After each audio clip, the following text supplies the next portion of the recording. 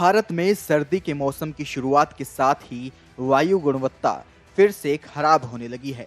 सबसे बुरा हाल उत्तर भारत का है, जहां पर AQI लगातार खतरनाक स्तर पर बना हुआ है।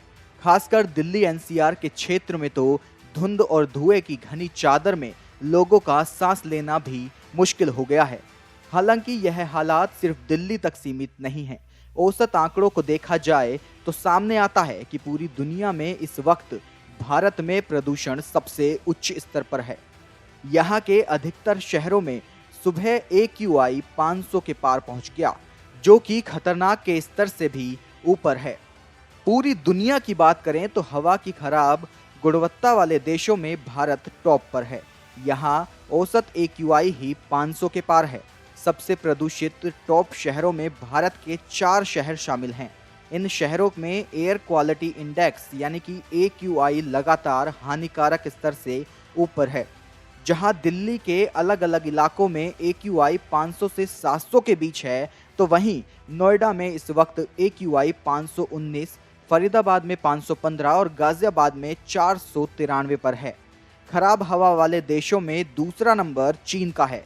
हालांकि यहाँ बायोडिंग AQI 500 को छोड़ दिया जाए तो किसी भी शहर में AQI 200 से ज़्यादा नहीं है।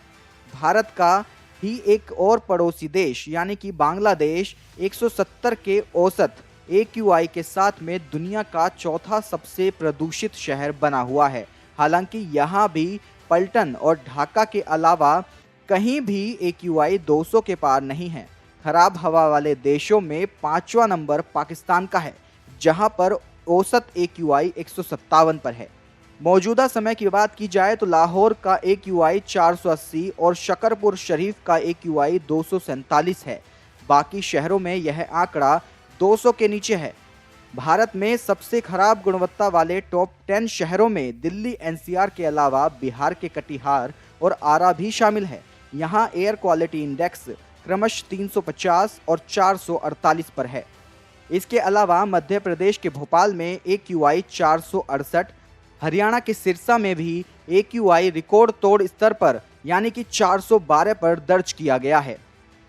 चौंकाने वाली बात यह है कि खराब गुणवत्ता वाले शहरों में अधिकतर उत्तर भारत के हैं।